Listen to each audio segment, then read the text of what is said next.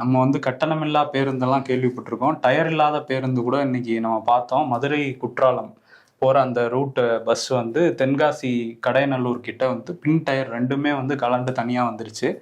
இதுல 5 பேர் காயமடைஞ்சிருக்காங்க வேற கடைசி இருக்கையில உட்கார்ந்திருந்தவங்க. 3 மாணவர்கள் வேற. ஸ்கூலுக்கு போயிட்டு இருந்தவங்க. இந்த மாதிரி வந்து பராமரிப்பு சரியில்லைங்கிற குற்றச்சாட்டு நீண்ட காலமாவே இருக்கு. நடத்துனர்கள், ஓட்டுநர்கள் எவ்வளவு கஷ்டப்பட்டு தான் அதை வந்து ஓட்டிட்டு இருக்காங்க இங்க உள்ள அரசு பேருந்துகளை. இது இப்ப மட்டும் நடக்கல. இந்த டயர் தனியா கலண்டு போறது அப்படிங்கிறது இந்த 3 மாசத்துல மட்டுமே நம்ம 5, 6 சம்பவம் பார்த்துட்டோம். சிவகங்கை மாவட்டத்துல திருப்பத்தூர், அப்புறம் அந்த தட்டான்குளம், சீர்காழியில வந்து நடந்துச்சு, கள்ளக்குறிச்சியில் நடந்துச்சு. இப்படி வந்து தொடர்ச்சியா அந்த டயர் கலண்டு போறதே நடந்துகிட்டு இருக்கு. இதுக்கு இப்போ கியர் கலண்டு வரதெல்லாம் வேற நடந்துட்டு இருக்கு.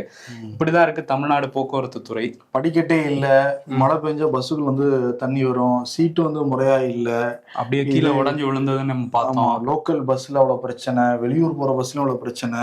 பல இடங்கள்ல நிப்பாட்டாமே போனாங்க. மாணவி வந்து எக்ஸாம் எழுத போறப்ப, அதுவும் வந்து முக்கியமான எக்ஸாம் 10th 12th நின்றுட்டு இருக்கிற பஸ்ஸே நிக்காம போற ஆட்சி எல்லாம் பாத்துக்கிட்டு இருந்தோம். இப்ப அரசாங்கம் வந்து இதுல வந்து பொதுமக்கள் அன்றாடம் பயன்படுத்துறது என்னன்னா பேருந்து தான்.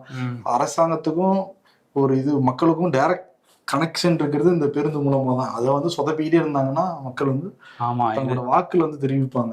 நம்ம டீசல் காணாம போனதெல்லாம் கூட பார்த்தோம். அதுக்கப்புறம் இன்னும் சொல்ல போனா நடத்துனர்கள், ஓட்டுநர்களுக்கு அந்த ஓய்வூதியம்லாம் இன்னும் சரியா கிடைக்காத பிரச்சனையும் இருக்கு. ஸோ நிறைய பிரச்சனைகள் இருக்கு போக்குவரத்து துறையில.